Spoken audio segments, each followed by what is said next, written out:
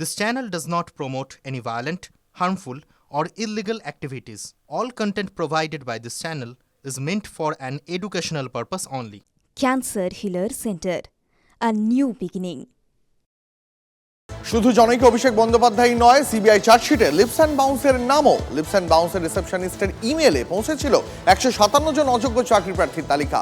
সেই তালিকায় পাঠানো হয় সুজয় কৃষ্ণ ওরফে কালীঘাটের কাকুরি ইমেলে। চার্জশিটে চাঞ্চল্যকর দাবি সিবিআই এর। লিপস অ্যান্ড বাউন্সের অফিস এবং নিজের বাড়িতেই চাকরি বিক্রির টাকা নিতেন সুজয় কৃষ্ণ। চার্জশিটের 14 নম্বর পাতায় এমনই দাবি সিবিআই এর। সাব এজেন্টদের থেকে কবে কত টাকা পেতেন ডায়েরিতে লিখে রাখতেন সুজয় কৃষ্ণ। সিবিআই তদন্ত শুরু হতেই নষ্ট করে দেওয়া হয় সব ডায়েরি, দাবি সিবিআই এর। সিবিআই মামলা শুরু করতেই ইমেল আইডিটিও ডিলিট করে দেন সুজয় কৃষ্ণ। নিখিল হাতি নামে এক ঘনিষ্ঠেরও ইমেল আইডি ডিলিট করান কাকু, এমনটাই সিবিআই এর দাবি। নষ্ট করা হয় অন্য 2 এজেন্টের ফোনও, এমনই দাবি করছে সিবিআই। প্রাথমিকের 157 জন অযোগ্য প্রার্থীর তালিকায় সুজয় কৃষ্ণকে ইমেল করেছিলেন অরুণ হাজরা। তাদের মধ্যে চাকরি হয়েছে 51 জনের, এমনটাই দাবি করেছে সিবিআই। অরুণের এজেন্টরাও ঘুষের টাকা সংগ্রহের হিসাব লিখে রাখতেন ডায়েরিতে। এমন 10টি ডায়েরি বাজেয়াপ্ত করেছে বলে দাবি করেছে সিবিআই।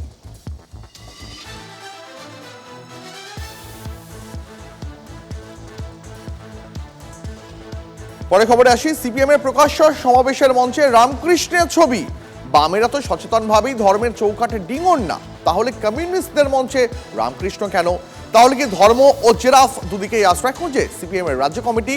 ঘুরে দাঁড়াতেই কি রামকৃষ্ণের বিপুল ভক্তকুলকে আকৃষ্ট করার চেষ্টা চলছে?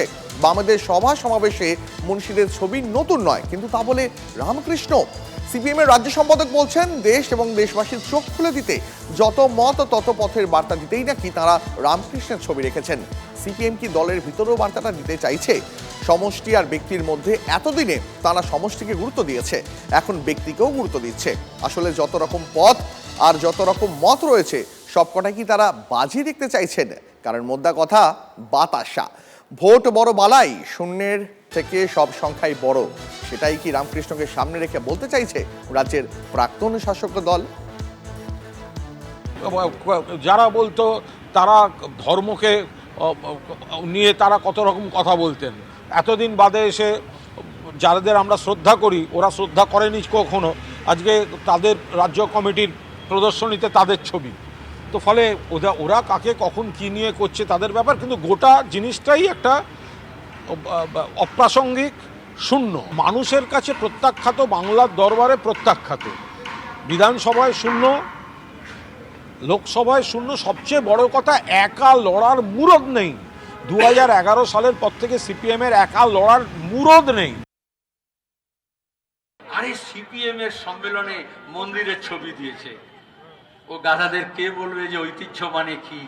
আমরা হুগলি জেলার ঐতিহ্য তুলে ধরেছি। রামকৃষ্ণ পরমহংসদেব বলেছিলেন, যত মত তত পথ।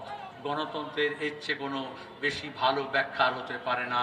আজকে যখন বলছি one nation, one vote, one সব কিছু বলছে না, সব এক, সেখানে দাঁড়িয়ে রামকৃষ্ণ বলে গিয়েছিলেন, যত মত তত পথ।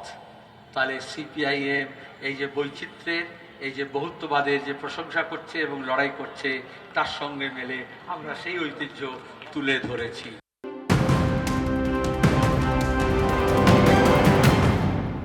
এবার একটা ব্রেকিং নিউজের নজর রাখবো। বাগুইআটিতে বেআইনি নির্মাণের বিরুদ্ধে পুলিশি অ্যাকশন। একাধিক বিল্ডিংয়ে বেআইনি নির্মাণের নোটিশ ঝোলালো পুলিশ। তৃণমূল ঘনিষ্ঠ প্রমোটারদের বিরুদ্ধে বেআইনি নির্মাণের অভিযোগ স্থানীয় বাসিন্দাদের। একই সঙ্গে পুলিশের নোটিশ প্রসঙ্গে স্থানীয়দের মন্তব্য, এটা আইওয়াস ছাড়া আর কিছুই নয়। কথা বলবো আমাদের সঙ্গে আমাদের প্রতিনিধি রঞ্জিত রয়েছেন এই মুহূর্তে সরাসরি। রঞ্জিত, যে অভিযুক্ত প্রমোটার তিনি কি বলছেন, স্থানীয়রা কি বলছেন? দেখো, এখনো পর্যন্ত অভিযুক্ত যে সকল প্রমোটার রয়েছে, যাদের বিল্ডিংয়ে এই সকল বেআইনি অর্থাৎ অবৈধ নির্মাণ ঘিরে পুলিশের পক্ষ থেকে নোটিশ দেওয়া হয়েছে, তাদের কিন্তু এখনও তারা অধরা, পুলিশের কাছে অধরা। অর্থাৎ গতকাল 6টি বিল্ডিংয়ে অবৈধ নির্মাণ ঘিরে নোটিশ পড়েছে পুলিশের পক্ষ থেকে। তোমাকে প্রসঙ্গত জানিয়ে রাখি যে কলকাতা পুর নিগমের পর বিধাননগর পুর নিগম অবৈধ নির্মাণ ঘিরে তৎপর, এবং বিধাননগর পুর নিগমের পক্ষ থেকে এর আগেও একাধিক অবৈধ নির্মাণে কিন্তু নোটিশ লাগানো হয়েছিল, তারপরেও কিন্তু কোনো উত্তর বা সদুত্তর মেলেনি বিধাননগর পৌর নিগমের পক্ষ থেকে, এবং তারপরেই তারা বিধাননগরের অ্যাসিস্ট্যান্ট ইঞ্জিনিয়ার কিন্তু বাগুইআটি থানায় দ্বারস্থ হয় এবং এখানে লিখিত অভিযোগ দায়ের করে। সেই অভিযোগের ভিত্তিতে কিন্তু গতকাল 6টি, এর পরবর্তী ক্ষেত্রে অর্থাৎ আজও বেশ কয়েকটি অবৈধ নির্মাণে কিন্তু একেবারে নোটিশ রুজিত, দিতে এটাই জানতে চলেছে। চাইছিলাম যে এই এখনো পর্যন্ত বাগুইআটি থানার কতগুলো বহুতলকে এভাবে সতর্ক করা হলো যে সেগুলো বেআইনি নোটিশ টাঙানো হয়েছে?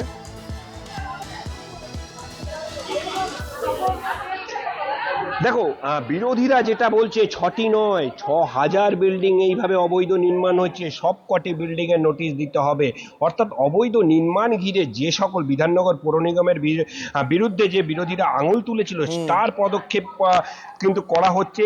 এই মুহূর্তে বাগুইআটি থানার পক্ষ থেকে কিন্তু আবারও বেআইনি নির্মাণের বিরুদ্ধে নোটিশ দিতে চলেছে এবং ইতিমধ্যেই 6টি নোটিশ দিয়েছে। এছাড়াও তুমি জানো যে এই বেআইনি নির্মাণ ঘিরে কিন্তু তৃণমূলের কাউন্সিলরদের জড়িত। একেবারে বুঝতে পেরেছি রঞ্জিত, আপাতত অনেক ধন্যবাদ তোমাকে। যদি বেআইনি নির্মাণ হয় তাহলে পুলিশ ব্যবস্থা নেবে, এমনটাই প্রতিক্রিয়া শাসক দল তৃণমূল কংগ্রেসের।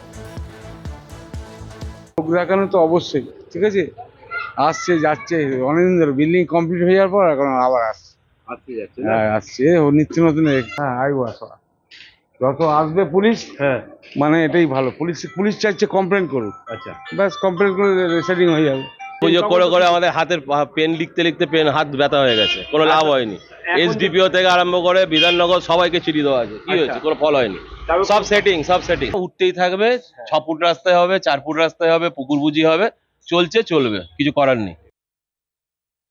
টোটাল এলাকায় সকলে আমার ঘনিষ্ঠ, তুমিও আমার ঘনিষ্ঠ।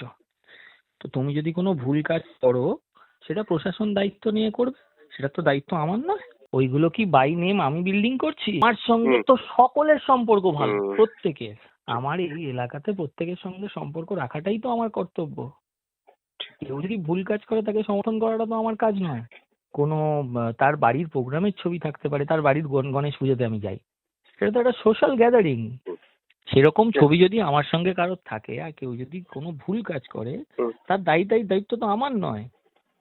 অবশ্যই সে ভুল কাজ করলে পুলিশ, প্রশাসন, কর্পোরেশন সকলে দায়িত্ব নিয়ে এটাকে করবে, বন্ধ করবে। আমার কোনো মন্তব্য নেই।